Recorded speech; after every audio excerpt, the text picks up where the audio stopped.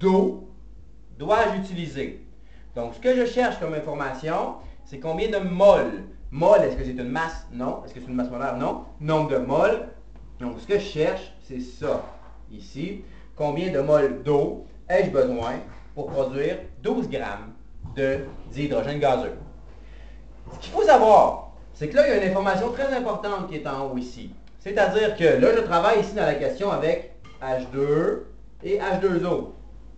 Je sais, grâce à ma réaction chimique équilibrée, que pour 2 moles d'eau, je vais fabriquer 2 moles d'hydrogène et, sous-entendu, 1 mole d'oxygène. Donc ici, j'ai un rapport de 2 moles d'eau vont me produire 2 moles de H2. C'est avec, avec ces substances-là que je vais travailler. Donc dans ce cas-ci, je pars de mon 12 grammes et là, je dois remonter pour aller trouver ici 12 grammes, ça correspond à combien de moles de H2? Pour ce faire, je vais utiliser la masse molaire.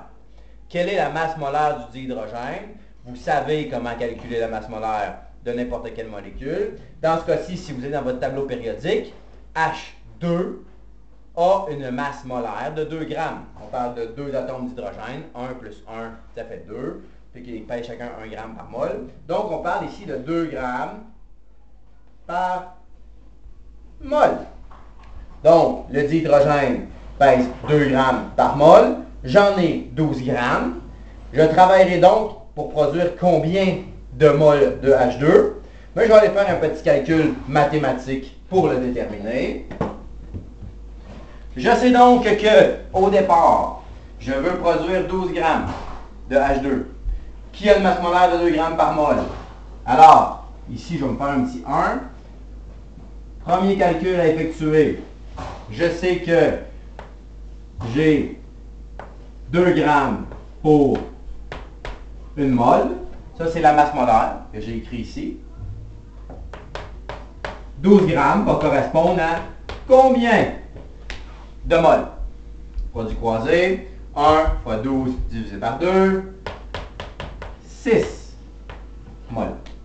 Tout ce que je fais maintenant, c'est que je viens mettre mon 6 ici. 6 mol. J'ai remonté. Je ne peux pas passer directement masse-masse ici. J'ai remonté en mol pour faire mon transfert entre réactif et produit.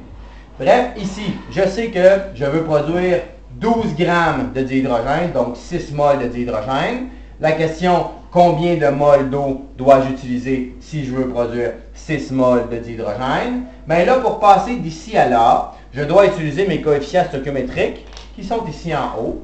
Alors, j'ai 2 moles de dihydrogène pour 2 moles d'eau. Ça va être mon deuxième calcul que je vais faire avec vous sur le tableau pour trouver combien de moles d'eau sont nécessaires pour produire 2 moles de dihydrogène. Ça semble logique. Dans ce cas-ci, c'est très logique. Si tu en as besoin de 2 moles d'eau pour fabriquer 2 moles de H2, il faut fabriquer 6 moles de H2.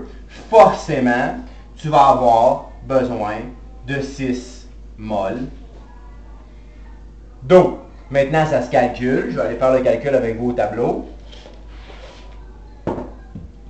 Alors, deuxième calcul, pour déterminer combien de moles d'eau j'ai besoin pour fabriquer 6 moles de H2, je sais que pour 2 moles de H2O, je vais fabriquer combien de moles de H2?